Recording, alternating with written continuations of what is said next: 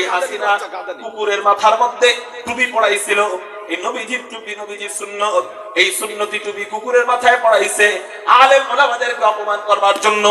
এই জন্যই তো দেখা যায় পরিশেষে সবাই যখন কোণঠাসা, সবাই যখন দুর্বল, সবার যুদ্ধ যখন শেষ, আল্লাহর যুদ্ধ তখন শুরু।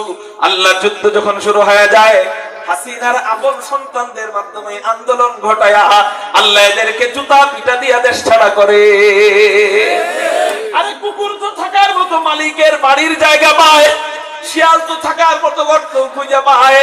এদের অবস্থা এমন হয়েছে, বলে শামসুদ্দিন মানিক চোরা কত ধনী তোরা, এদের অবস্থা এমন হয়েছে থাকার মতো একটা কলা পাতাও খুঁজে পায় নাই, এই একটা বিছানাও খুঁজে পায় নাই, কলা পাতা মাত্র আইনা রাখছে আর ধরা খেয়ে গেছে। এই যুদ্ধ কার দিয়ে বলে? আল্লাহর যুদ্ধ। এই যুদ্ধ অন্য কারণ। আলেমদেরকে তোরা জঙ্গি বলছস, এখন মানুষ তোদের নামের আগে পরে জঙ্গি বলে। আলেমদেরকে তোরা যখন গ্রেফতার করছস, আলেমদেরকে দেখা মানুষ সালাম দিত, সালাম।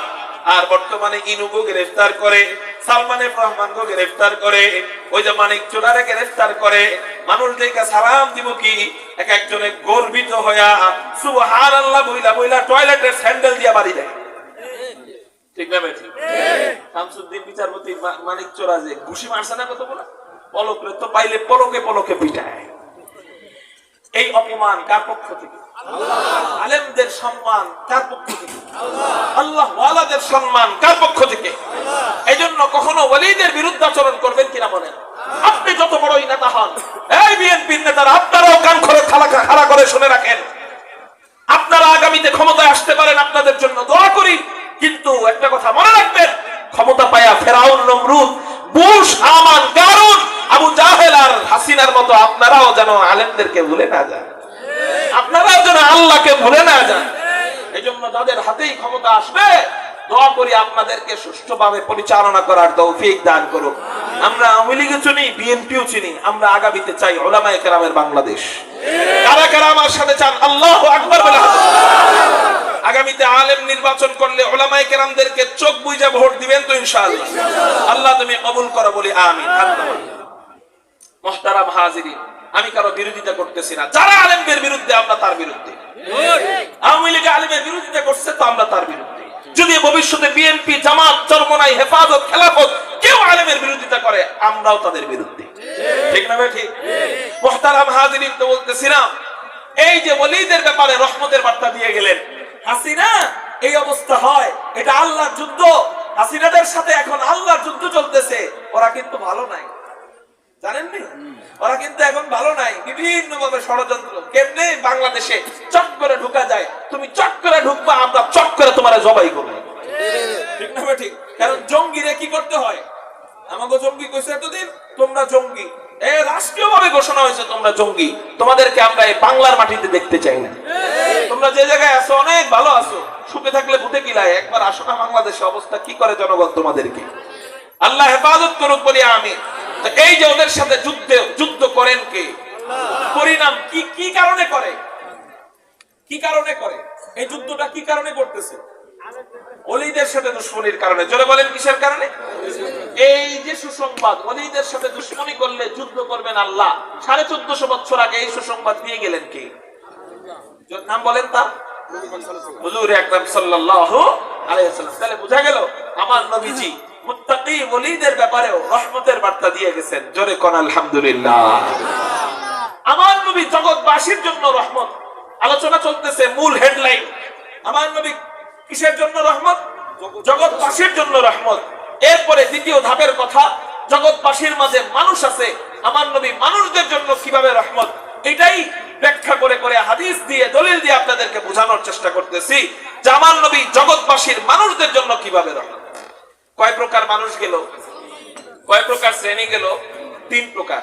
4 নাম্বার, মুত্তাকি হইতে পারে নাই কিন্তু মুমিন হইছে। কি হইছে? মুমিন আর মুত্তাকি এক না। মুমিন আলাদা, মুত্তাকি আলাদা। মুত্তাকির ভিতরে মুমিনও আছে, মুত্তাকি দুটো গুণ আছে। মুমিন শুধু মুমিন, মুত্তাকি হইতে পারে না। এজন্যই আল্লাহ কোরআনে আদেশ দেয়, আউযু বিল্লাহি মিনাশ শাইতানির রাজীম, ইয়া আইয়ুহাল্লাযীনা আমানু, হে ঈমানদার বান্দারা, হে মুমিন বান্দারা, ইত্তাকুল্লাহ, আমি আল্লাহকে ভয় করো, মুত্তাকি হও। তার মানে বোঝা গেল মুমিন আলাদা, মুত্তাকি আলাদা। হুজুর তাহলে মুমিন কাকে বলা হয়, মুত্তাকি কাকে বলা হয়, এটা আমাদেরকে বুঝায় দেন। বলে এটা নিয়ে লম্বা বয়ান আছে ইনশাআল্লাহ, আল্লাহ কখনো তৌফিক দিলে আপনাদেরকে বলবো। আজকে শুধু এতটুকু বুঝে রাখেন, মুমিনকে ঈমান আনছে আল্লাহর উপর, ঈমান আনছে কোরআনের উপর, ঈমান আনছে রাসূলের উপর, ইসলামের সমস্ত বিধিবিধানের উপর ঈমান এনেছে এবং সেগুলার মানে 5 ওয়াক্ত নামাজ পড়ে, এই ব্যক্তিটা কি মুমিন। এই মুমিনের জন্য নবীজি রহমত। কিভাবে রহমত? নবীজি হাদিসের মধ্যে বলেন, হযরত আব্দুল্লাহ ইবনে ওমর রাদিয়াল্লাহু তাআলা আনহু হাদিসটা বর্ণনা করেন। তিনি বলেন, ইয়াতুফুন নবী সাল্লাল্লাহু আলাইহি ওয়াসাল্লাম বিল কাবা।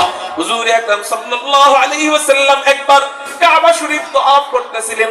কাবা শরীফ তওয়াফ করার সময় নবীজি কাবাকে উদ্দেশ্য করে বলতে লাগলেন, মা আতিয়াবাকি, হে কাবা তুমি কতই না উত্তম, ওয়া মা আতিয়াবা রিহাকি, হে কাবা তুমি কতই না আকর্ষণীয়, ওয়ামা তোমার ঘ্রাণ কতই না আকর্ষণীয়, ওয়ামা আযমাকি, হে কাবা তুমি কতই না মহান, ওয়ামা আযমা হুরমাতাকি, হে কাবা তোমার ঘ্রাণ কতই না মহান, তোমার সম্মান আল্লাহর কাছে কতই না উঁচু, ওয়ামা আযমা হুরমাতাকি, হে কাবা তোমার সম্মান আল্লাহর কাছে কতই না উঁচু। বলতেছেন কে? কাকে বলতেছেন? কাবাকে বলতেছেন নবীজি, হে কাবা তুমি কতই না মহান, তোমার ঘ্রাণ কতই না আকর্ষণীয়, তোমার সম্মান আল্লাহর কাছে কতই না উঁচু। কিন্তু কাবা তুমি কি জানো তোমার চেয়ে আল্লাহর কাছে দামি কে? নবীজি কাবাকে বলতেছেন, হে কাবা তুমি কি জানো তোমার চেয়ে আল্লাহর কাছে দামি কে? নবীজি নিজেই জবাব দেয়, ওয়াল্লাযী নাফসু মুহাম্মাদিন বিয়াদি, যেই সত্তার হাতে আমি মুহাম্মাদের জীবন, সেই সত্তার শপথ করে বলতেছি, লা হুরমাতুল মুমিনি আযামু ইনদাল্লাহি হুরমাতাম মিন কিমালিহি ওয়া দামিহি। হে কাবা একজন মুমিনের জান, একজন মুমিনের মাল, একজন মুমিনের ইজ্জত, একজন মুমিনের সম্মান, ও কাবা তোমার চেয়ে আল্লাহর কাছে কোটি গুণ বেশি। নিজেকে কাবার চেয়েও দামি বানাতে পারবো যদি আমি কি হই? মুমিন হই। শুধু মুমিনে দামি কয় না, আপনার জানও আল্লাহর কাছে দামি, আপনার মালও আল্লাহর কাছে দামি। হাদিসে বলতেছে এটা মিন মালিহি ওয়া দামিহি, মুমিনের মাল, মুমিনের সম্পদ এটাও আল্লাহর কাছে দামি। এই পিছনে যেন এই চায়ের আওয়াজ না হয়, খেয়াল করেন, এটা আল্লাহর কাছে দামি। মেরে মুহতারাম ভাইও, তাহলে আমি যদি আমার নিজেকে কাবার চেয়েও দামি বানাইতে চাই, তাহলে আজকে থেকেই নামাজ শুরু করতে হবে। কি শুরু করতে হবে বলেন? নামাজ ছাড়া মুমিন হওয়া যায়? দাড়ি লম্বা করা ছাড়া মুমিন হওয়া যায়? আজকে থেকেই দাড়ি রাখবো, আজকে থেকেই নামাজ পড়বো। আল্লাহ আমাদেরকে মুমিন হিসাবে কবুল করুক, বলি আমিন। নবীজি তাহলে মুমিনদের ব্যাপারে রহমতের বার্তা দিয়ে গেলেন যে মুমিনরা কাবার চেয়েও দামি। তাহলে বোঝা গেল আমার নবীজি মুমিনদের জন্য কি গজব না রহমত। এই জন্য একটু চিৎকার দিয়া বলেন না আলহামদুলিল্লাহ। আলহামদুলিল্লাহ কদ্দারা খায়রাও ওয়া খাবালা ওয়া শুকরু লিমান সাওয়ারা হুসনাও ওয়া জামালা ফারদুন সামাদুন আন সিফাতিল খালকি বারিউ ফারদুন সামাদুন আন সিফাতিল খালকি বারিউ রব্বুন আযালিয়্যুন খালাকাল খালকা কামালা রব্বুন আযালিয়্যুন খালাকাল খালকা কামালা আল আনা কামা কানা ওয়া লাম ইয়ালকা জামালা আল আনা কামা কানা ওয়া লাম ইয়ালকা জামালা লা শিবহা ওয়া লা মিছলা ওয়া লা আম্মা ওয়া ক্বালা লা শিবহা ওয়া লা মিছলা ওয়া লা আম্মা ওয়া ক্বালা मैं ढूंढ रहा कहाँ है दरबार इलाही मैं ढूंढ रहा कहाँ है दरबार इलाही मोहब्बत में तेरा दम बदम रखना है मौला मोहब्बत में तेरा दम बदम रखना है मौला मोहब्बत में तेरा दम बदम रखना है मौला तेरा नाम मजीना है तेरे नाम में मरना हमें तो दोस्त बना ले हमें तो मस्ती बना दे हमें तो दोस्त बना ले, हमें तू मस्ती बना दे, हमें तू प्यार बना ले, हमें तू यार बना ले, हमें तू प्यार बना ले, हमें तू यार बना ले। तू खुदा बंद यमीनी, तू खुदा बंद शिमाली, तू खुदा बंद यमीनी, तू खुदा बंद शिमाली, तू खुदा बंद अराती, तू खुदा बंद समावी, तू खुदा बंद अराती, तू खुदा बंद समावी, तू खुदा मालिक फिरदौस, खुदा खालिक तू ना, तू खुदा मालिक फिरदौस, खुदा खालिक तू ना। तू न फरमानो के रहमान, तू गुनहगारों के गफ्फार, तू न फरमानो के रहमान, तू गुनहगारों के गफ्फार। कारो जबान যেন বন্ধ থাকে না, চিৎকার দিয়ে বলি না আল্লাহু আকবার। এরে মুহতারাম ভাইও, তো বলতেছিলাম মুমিনদের জন্য আমার নবী রহমত। এবার আসেন মানুষদের মধ্যে 5 নম্বর শ্রেণী, জোরে বলেন কারা? 5 নম্বর শ্রেণী তারা কারা? বলে উলামায়ে কেরাম। জোরে বলেন কারা? ওরা একটু আগে গেছিল মুত্তাকিদের ব্যাপারে। আল্লাহ ওয়ালা, আল্লাহ ওয়ালা মুত্তাকি আলেম ছাড়াও হইতে পারে। আলেম নয়, একজন মুচি সে কি হইতে পারে? মুত্তাকি হইতে পারে, আল্লাহ ওয়ালা হইতে পারে। কিন্তু আলেম এখন 5 নম্বরটা, এটা হলো আলেম।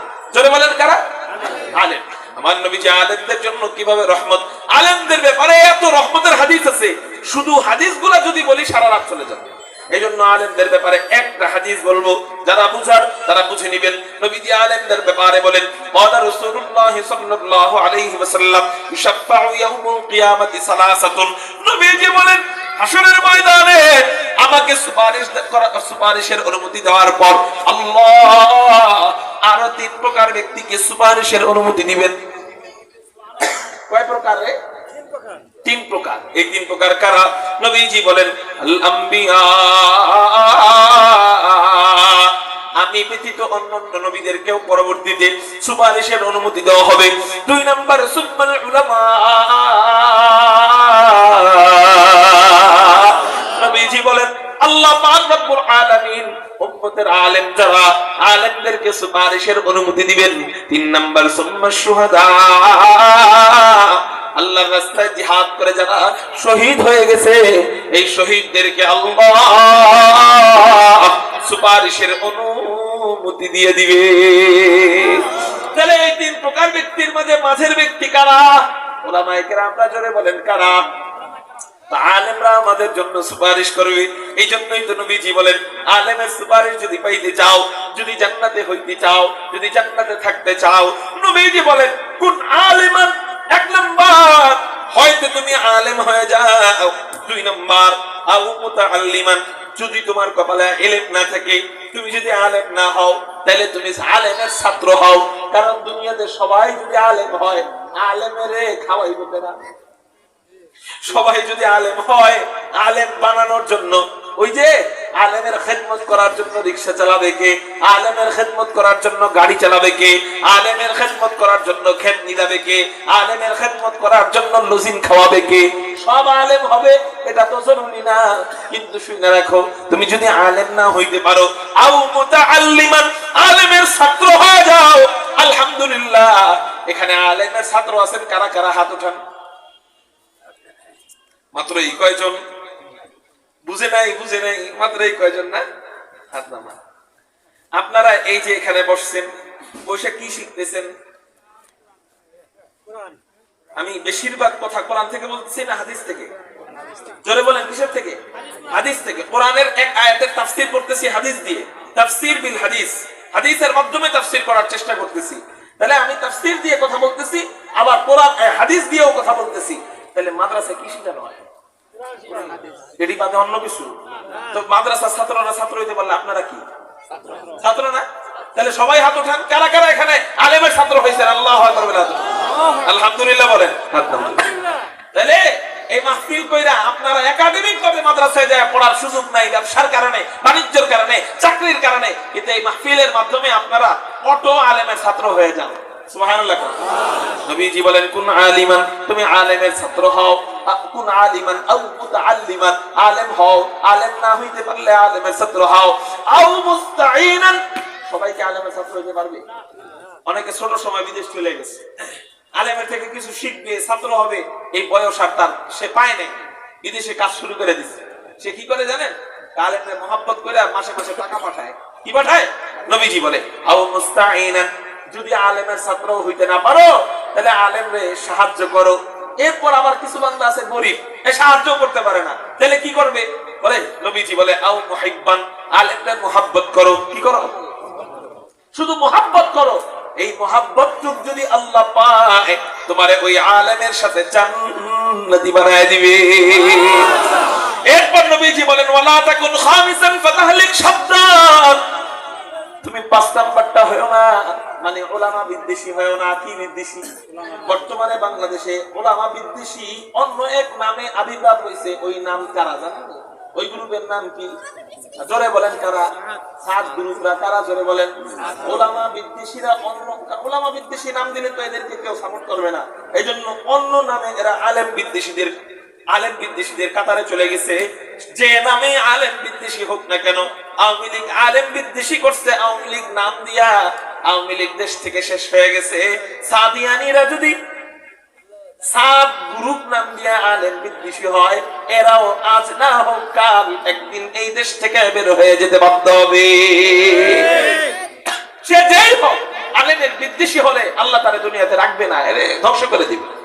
নবীজি বলে হয় আলেম হও, নাহলে আলেমের ছাত্র হও, নাহলে আলেমকে সাহায্য করো, না হয় আলেমকে মহব্বত করো। এই 4 কাতারে থাকবা তো তুমি জান্নাতে। এই জন্য এই 4 কাতারে থাকবো না ইনশাআল্লাহ। আল্লাহ তুমি তৌফিক দাও। তো বলতেছিলাম নবীজির সুপারিশ এরাই পাবে। এই পরের 3 প্রকার যারা, তারা আলেমের সুপারিশ পাবে। তো আলেমদের ব্যাপারে নবীজি রহমতের বার্তা দিয়ে গেলেন। এই জন্য একটু চিৎকার দিয়ে কোন আলহামদুলিল্লাহ। মানুষের মধ্যে 6 নাম্বার হাফেজে কোরআন। জোরে বলেন কারা? হাফেজদের জন্য আমার নবীজি কিভাবে রহমত। নবীজি হাদিসের মধ্যে বলেন মান ক্বারাআল কুরআন ফাস্তাযহারাহু ফাআহাল্লা হালালাহু ওয়া হারামা হারামাহু আদখালাহু আল্লাহুল জান্নাহ ওয়া শাফাআহু ফি 10 মিন আহলি বাইতিহি ওয়া ওয়াজাবাত লাহুমুন নার।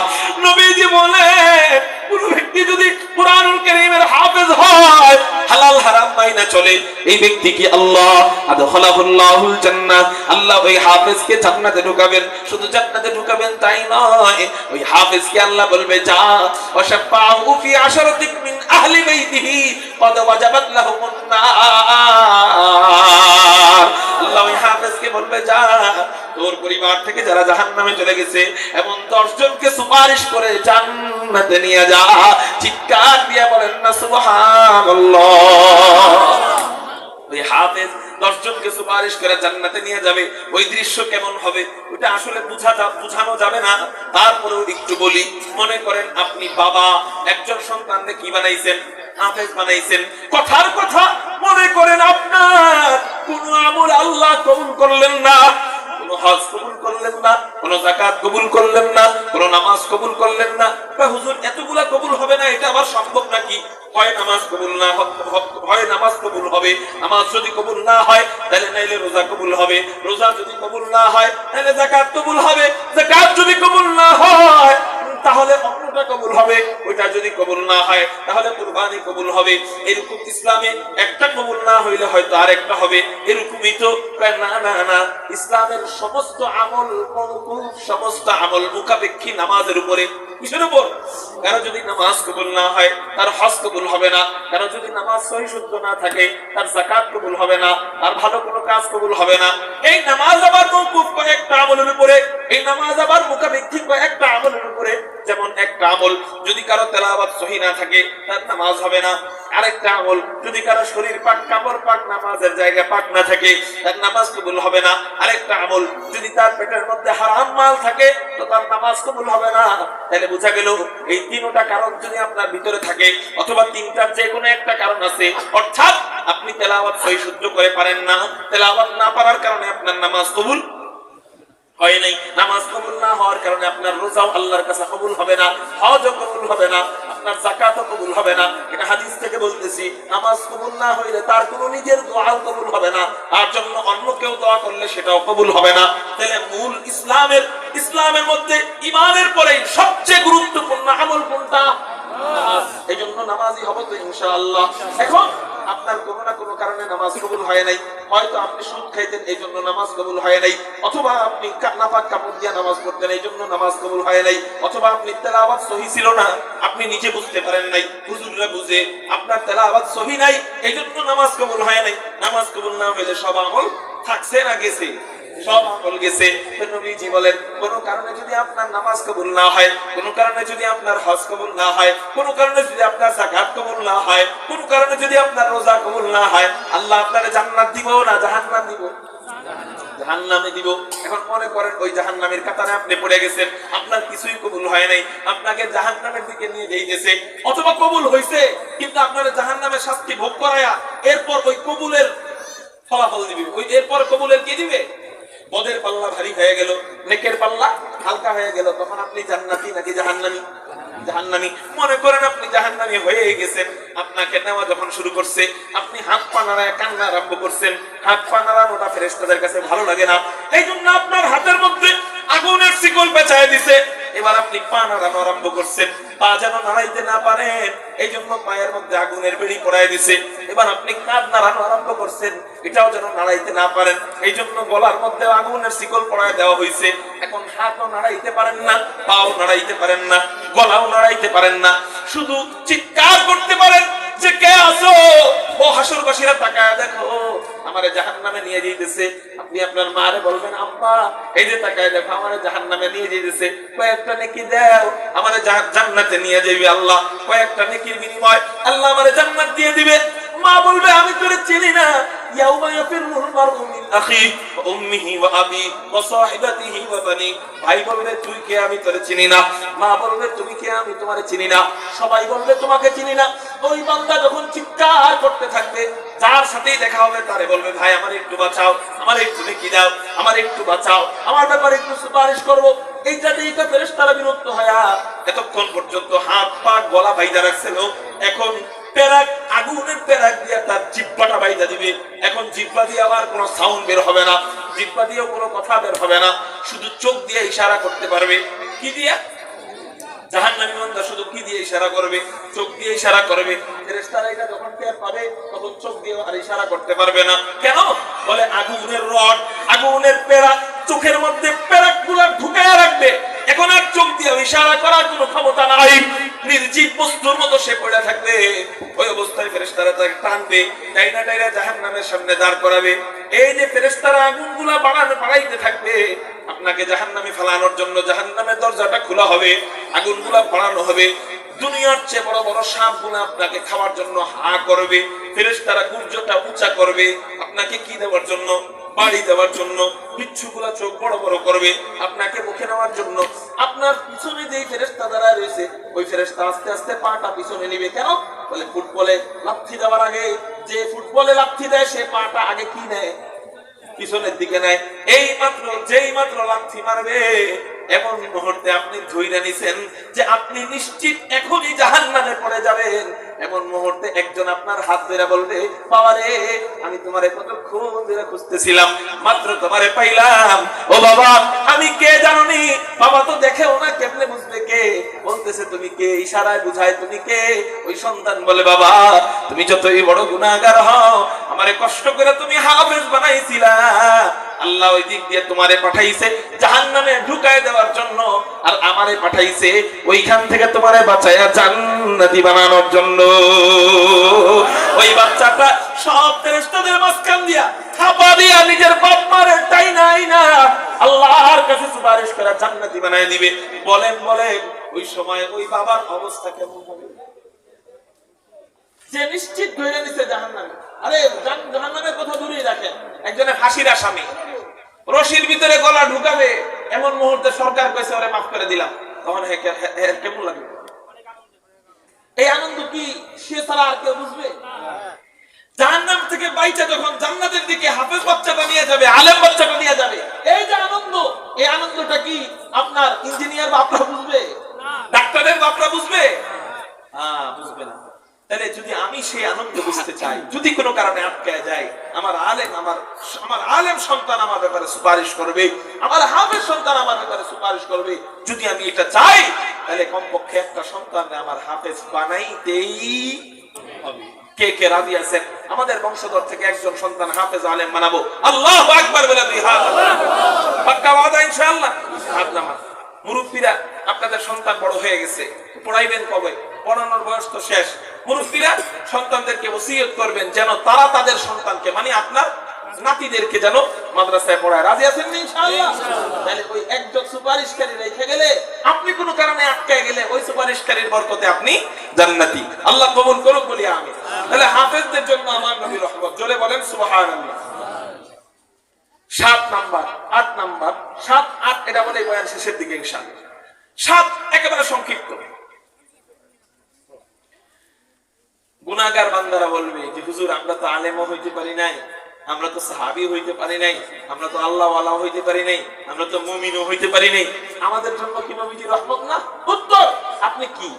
হুজুর আমি ফাসিক, আমি কবিরা গুনাহগার, আমি জিনাখোর, আমি মদখোর, আমি সুদখোর, আমার জন্য নবীজি রহমত না? উত্তর, আমার নবীজি হাদিসের মধ্যে বলেন, সাহাবায়ে কেরামদেরকে বললেন, ও আমার সাহাবীরা, তোমরা কি জানো হাসরের ময়দানে আমি কাদের ব্যাপারে সুপারিশকারী হব? নবীজি বলেন, শোনো, আমি কাদের ব্যাপারে সুপারিশকারী হব? আমি হাসরের ময়দানে আমার কবিরা গুনাহগার উম্মতের ব্যাপারে সুপারিশকারী হব। কাদের ব্যাপারে? জোরে বলেন। কবিরা গুনাহগার উম্মতের ব্যাপারে সুপারিশকারী হবে। তাহলে বোঝা গেল আপনি গুনাহগার বলেও আপনার জন্য আমার নবী কি রহমত। জোরে বলেন কি?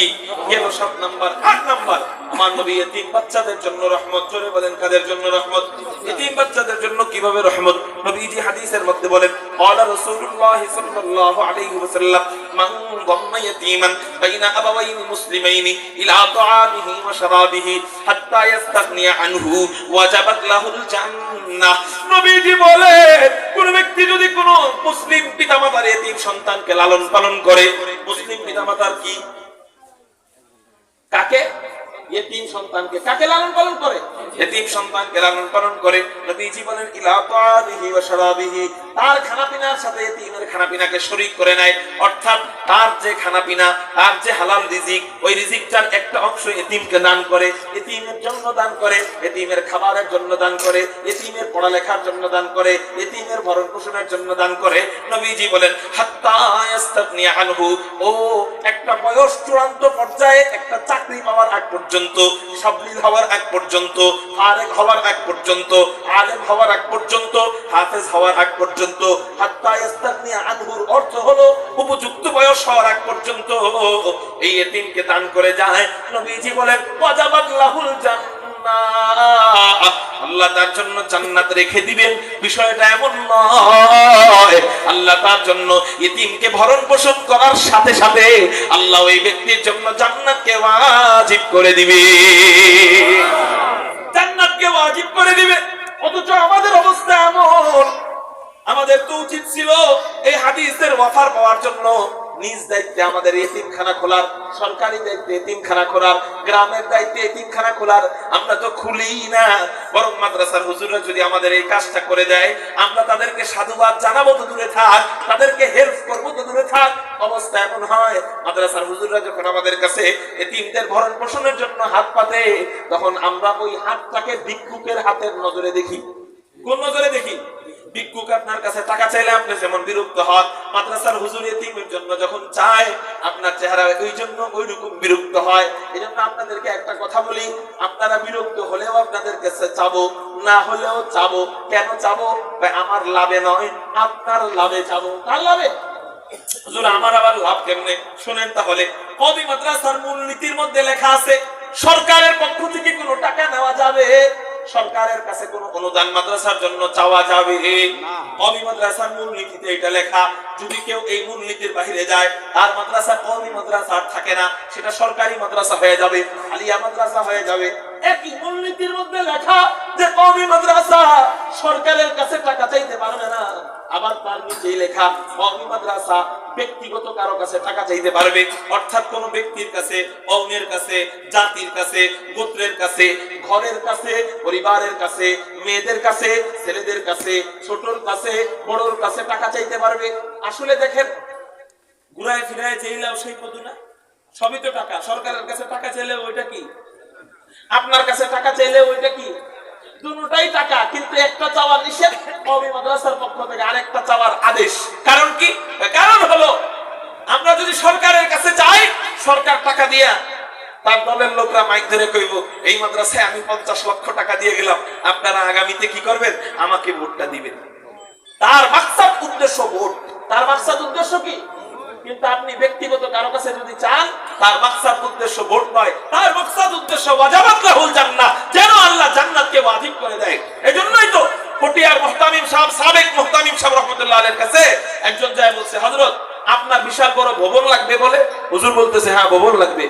এই ভবনের পুরো টাকা আমি দিয়ে দিব, পুরো টাকা আমি দিয়ে দিব। হুজুর বলতেছে, না পুরো টাকা আপনার দেওয়ার দরকার নাই, আপনি অর্ধেক দেন। কয় কেন?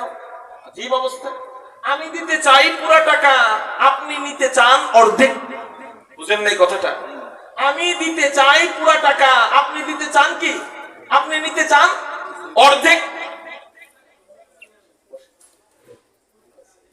এদিকে খেয়াল করেন, উনি বলতেছেন আমি দিতে চাই পুরো ভবনের টাকা, আপনি নিতে চাইতেছেন কি অর্ধেক। কারণ কি? হুজুরে বলতেছে যে তুমি পুরোটা দিয়ে তুমি একাই জান্নাতে ওয়াজিব করে ফেলবা, আর আমার মাদ্রাসার উসিলায় আমার এলাকাবাসীরা জান্নাত ওয়াজিব করবে না, এটা তো হইতে পারে না। তুমি অর্ধেক দাও, জান্নাত ওয়াজিব হয়ে যাবে, বাকি অর্ধেক আমি এলাকার দিনমজুর যারা, কুলি যারা, মেথর যারা, শ্রমিক যারা, খেতে কাজ করে যারা, গরিব মানুষ যারা, অসহায় মানুষ যারা, তাদের পিছে হাত বুলায়া বুলায়া তাদের পকেট থেকে টাকা বের করব। যদিও তারা আমাদের দিকে ভিক্ষুকের নজরে তাকাবে, তারপরেও তার পকেট থেকে আমরা টাকা বের করে করে তাদের জন্য জান্নাতের পথকে সহজ করে দিব। তুমি অর্ধেক দাও, পুরোটা দেওয়ার দরকার নাই, বাকিদের থেকে আমি নিয়ে তাদেরকে জান্নাতি বানানোর ব্যবস্থা করব।